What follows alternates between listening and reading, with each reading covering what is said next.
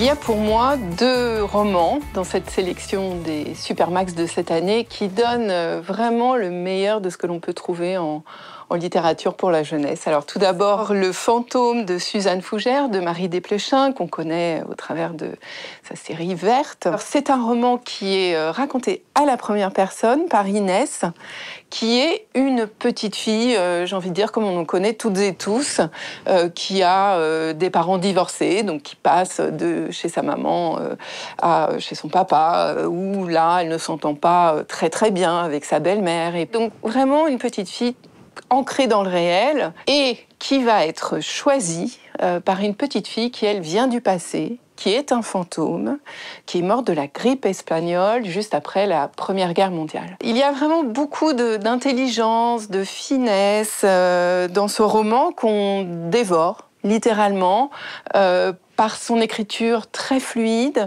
par cette voix d'Inès extrêmement attachante, et puis aussi par une intrigue qui va se révéler absolument cruciale. Je vais vous parler du roman Harlem de Anne Cortet.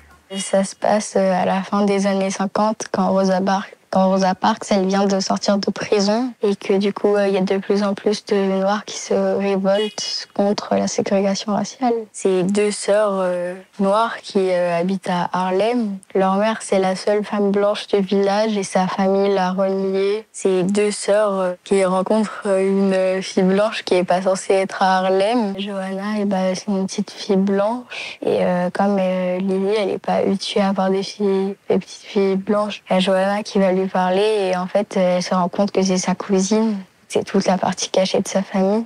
Leur mère, elle s'est mariée avec un homme noir et du coup, elle découvre sa famille. Les dessins sont très beaux. Ça m'a intéressée puisque ça se passe à New York. J'ai découvert Harlem en lisant ce livre. Il faut lire ce livre. Les enfants de Chatham, de Thomas Lavacheri. Alors, qui est auteur, qui est dessinateur, qui est documentariste, qui a 1000 talents. On se rapproche beaucoup du roman américain pour enfants du 19e siècle, Tom Sawyer, Huckleberry Finn, Anne de Green Gables. On est dans un texte qui est remarquablement écrit.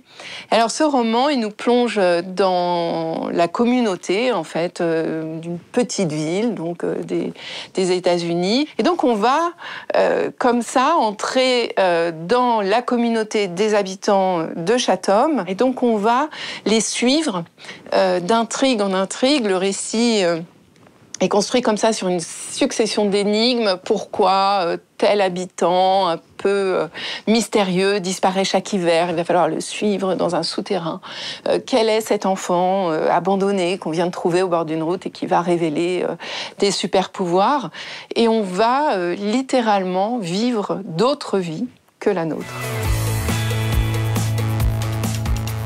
Fleur de Bastion et le renard masqué, c'est la grande saga de fantaisie animalière de Jolane Sey-Bertrand qui vous plongera au cœur d'une intrigue haletante, direction la cité de Rive-de-Vals, siège des nobles renards de Tauperché. Alors que la duchesse est attaquée en plein tournoi, l'équilibre fragile entre les territoires des loups et des renards menace de s'effondrer. Pour Pépin Souriceau, qui est petit mais néanmoins courageux, c'est l'occasion rêvée de prouver sa valeur. L'enquête lui est confiée dans le plus grand secret et elle va l'entraîner bien plus loin qu'il ne l'imaginait. Qui est ce renard masqué qui rôde dans l'ombre? Quel terrible secret cache la famille des renards de Tauperché? Duel, complot, intrigue de pouvoir, Fleur de Bastion et le renard masqué est un récit d'aventure haletant, porté par des personnages absolument inoubliables. Ça virevolte à chaque page et vous ne pourrez pas le lâcher avant la fin.